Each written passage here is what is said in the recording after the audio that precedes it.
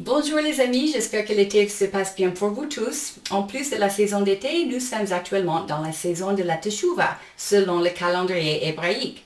Et c'est important de comprendre la signification et la chronologie des fêtes de l'Éternel décrites dans la Bible parce qu'elles pointent vers leur accomplissement messianique et nous dévoilent les secrets de Dieu concernant la chronologie des événements dans l'histoire de l'humanité.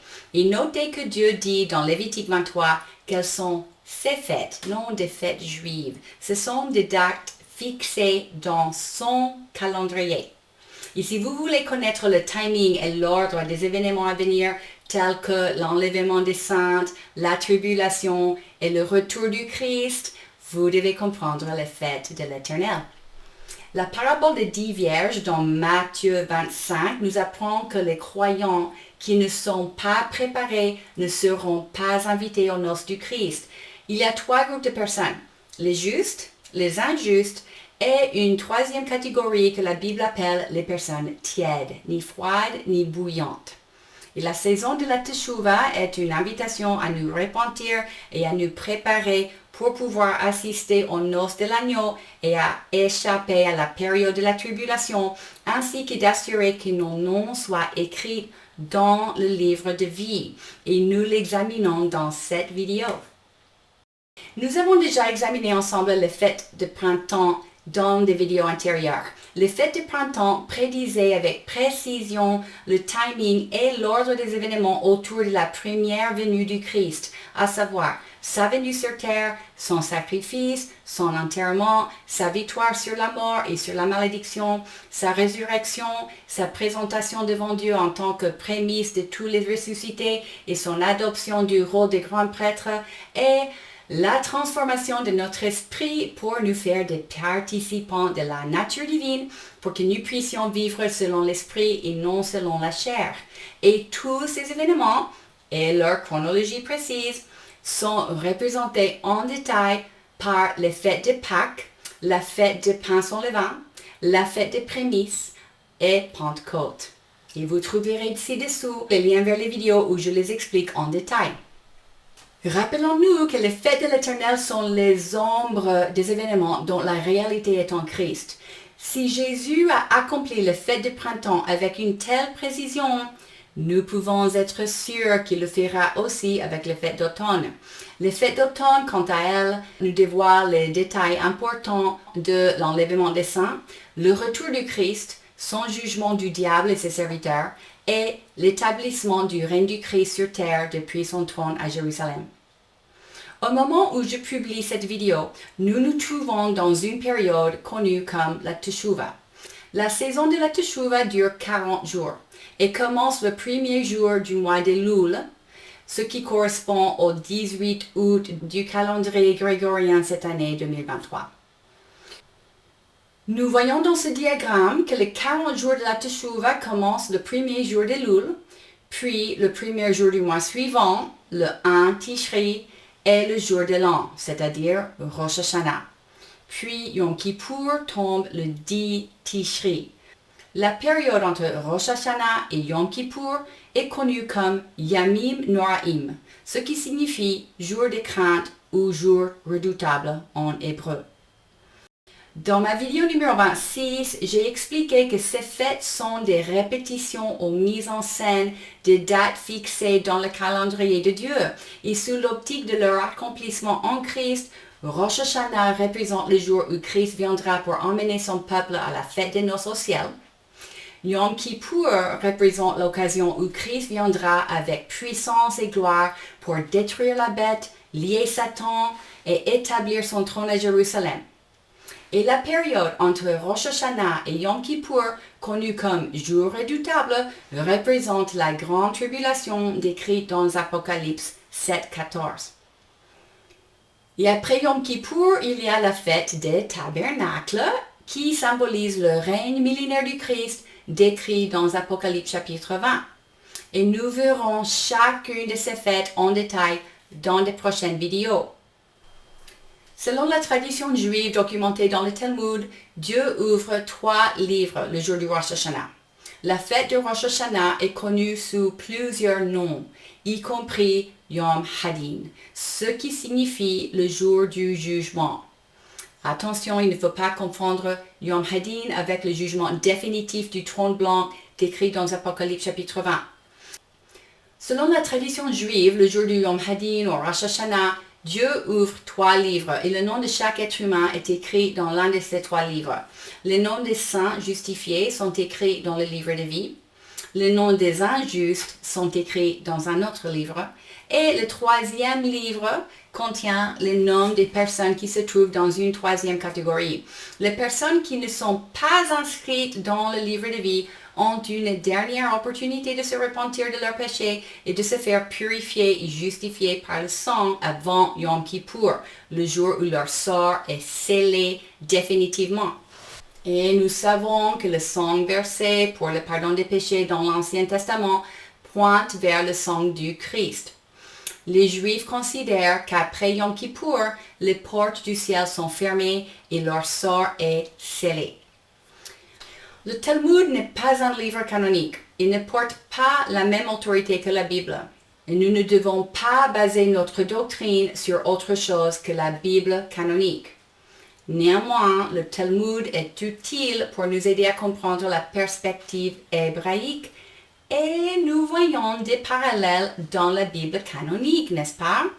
Le livre d'Apocalypse parle des livres pluriels qui seront ouverts à part le livre de vie lors du jugement définitif du trône blanc dans Apocalypse chapitre 20 et dans Daniel chapitre 7, Daniel voit le jugement de Dieu dans une vision et vit que des livres pluriels sont ouverts, ou plus précisément des parchemins. Mais bon, cela revient au même. Dans la parabole des 10 vierges racontée dans Matthieu 25, nous voyons que Dieu fait un premier jugement ou un premier tri de son propre peuple, symbolisé par les 10 vierges, juste avant les noces de l'agneau. Les 5 vierges sages iront à la fête des noces, tandis que les 5 vierges sottes y seront exclues. Et c'est pour cela qu'il est écrit dans 1 Pierre 4,7 que le jugement commence par la maison de Dieu. Les vierges sottes auront encore une opportunité de se repentir et aller au ciel, mais malheureusement, elles devraient passer par la grande tribulation décrite dans Apocalypse 7,14 et représentée par Yamim Noraim, les jours redoutables. Dans les prochaines vidéos, nous examinerons chaque fête et son symbolisme une par une et nous verrons les références scripturaires non seulement de l'Ancien Testament, mais aussi du Nouveau Testament. Pour l'instant, regardons Teshuvah et la manière de nous préparer pour Yom Hadin et assurer que nos noms soient écrits dans le livre de vie. Teshuvah signifie repentance. En hébreu, il s'agit d'une période de sondage intérieur et de repentance. La saison de la Teshuvah nous appelle à examiner nos cœurs, à nous repentir de nos péchés et à recevoir le pardon de Dieu avant qu'il ne soit trop tard. Pendant la période de la Teshuvah, le chauffard sonne après chaque assemblée matinale lors du mois de Elul. Le son du chauffard quotidien pendant le mois d'Elul est un appel à la repentance. L'unique jour d'Elul où le chauffard n'est pas sonné est le 29 Elul, c'est-à-dire la veille du Rosh Hashanah. Et il y a diverses explications pour cette pause d'un jour, notamment pour faire distinction entre les sons du chauffard de la Teshuvah et ceux du Rosh Hashanah. Traditionnellement, le chauffard sonne 100 fois le jour du Rosh Hashanah. Comme nous l'avons vu selon le Talmud, les noms de tous les êtres humains sont écrits dans un des 3 livres le jour du Rosh Hashanah et les livres sont scellés définitivement le jour du Yom Kippour. C'est pour cela que la salutation traditionnelle pendant la période entre Rosh Hashanah et Yom Kippour est Gamar Chatima Tova. Puissiez-vous être scellés dans le livre de vie. Et quel est le facteur qui détermine si notre nom est écrit dans le livre de vie?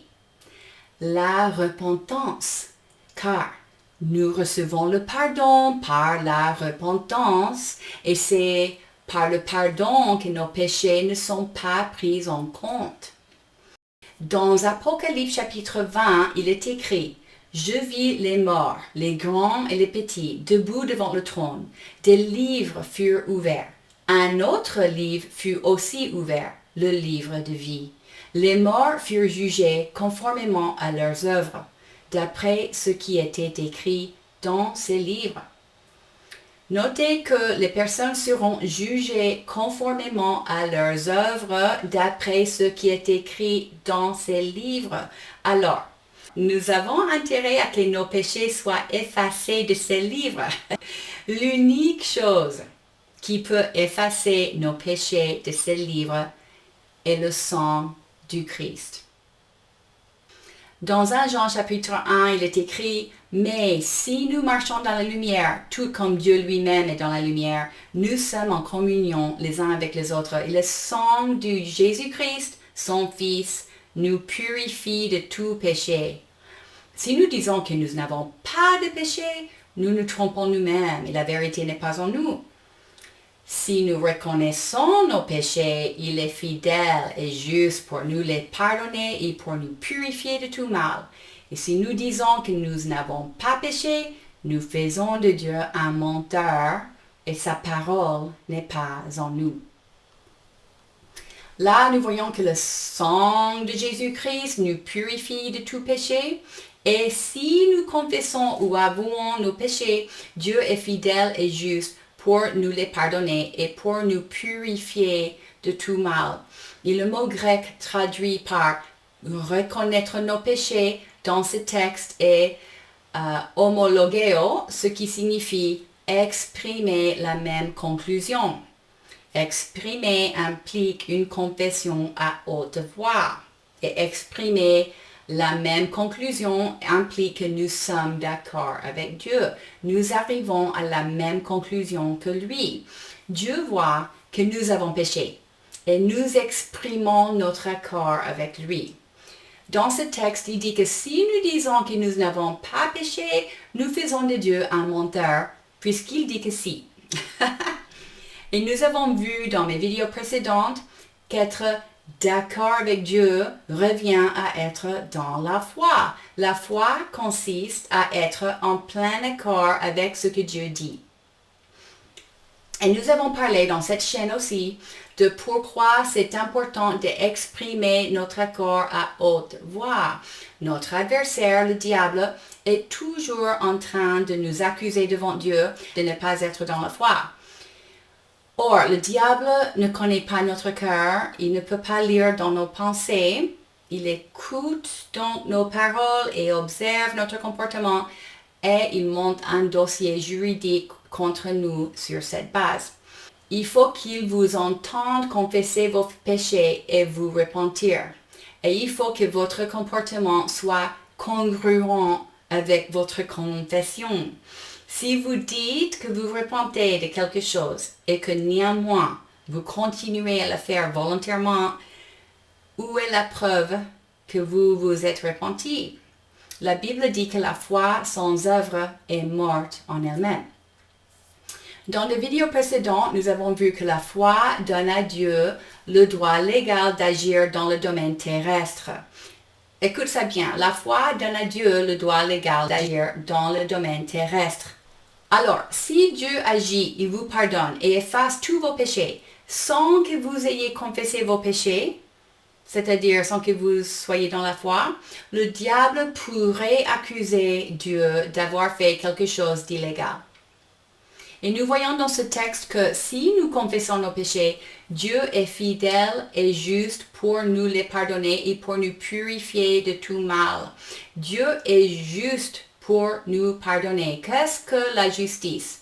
La justice est l'application de la loi sans favoritisme. Dieu applique sa loi pareillement pour tout le monde. Si vous exprimez votre accord avec Dieu et que vous repentez de vos péchés, il vous pardonne et efface vos péchés de ses livres sans exception, car il est juste. Dans la tradition juive, le pardon entre les personnes est aussi emphatisé pendant le Teshuvah. Les gens sont appelés à chercher à se réconcilier avec les personnes qu'ils peuvent avoir lésées au cours de l'année. La Bible nous exhorte non seulement à chercher le pardon de Dieu, mais aussi de pardonner les uns aux autres. Jacques 5,16 dit que nous devons avouer nos fautes les uns aux autres. Jésus dit dans Matthieu 5, « Si donc tu présentes ton offrande vers l'autel et que là tu te souviens que ton frère a quelque chose contre toi, laisse ton offrande devant l'autel et va d'abord te réconcilier avec ton frère, puis viens présenter ton offrande. » Ce processus de nous humilier, confesser nos fautes aux autres et demander le pardon à ceux que nous avons lésés, ainsi que pardonner ceux qui nous ont offensés, est une obligation quotidienne si nous voulons rester en communion avec Dieu. La saison de la Teshuvah nous rappelle qu'un jour ce sera trop tard et que nous ne devons pas tarder à pardonner ou à demander pardon le cas échéant. Et c'est pour cela que le modèle de prière que Jésus nous donne dans Matthieu chapitre 6, connu comme le Notre Père, comprend une prière de pardon où nous pardonnons tous ceux qui nous ont offensés et nous demandons le pardon à Dieu pour nos péchés. Et Jésus nous dit de prier cela tous les jours. À noter également par rapport à la Teshuvah est que Psaume 27 est récité à la fin des liturgies du matin et du soir pendant le mois d'Elul. Puisque nous sommes dans le mois d'Elul, à la publication de cette vidéo, j'ai fait pour vous une piste audio du Psaume 27 que vous pouvez écouter à tout moment. Cette tradition de lire Psaume 27 tous les jours d'Elul ne figure pas dans la Bible canonique, mais il est un beau psaume et personnellement je trouve cette tradition très belle. Et je vous mets le lien vers la piste audio ci-dessous. Bon, j'espère que cette explication de la Teshuvah vous a encouragé et motivé à vous préparer pour les noces de l'agneau comme les vierges sages. Humilions-nous devant Dieu, laissons que son Saint-Esprit sonde nos cœurs, repentons-nous de nos péchés, pardonnons les autres et confessons nos fautes pour recevoir le pardon de Dieu moyennant le sang purificateur du Christ et ainsi assurer que nos noms soient écrits dans le livre de vie. Prochainement, nous examinerons la fête de Rosh Hashanah. En attendant, soyez bénis.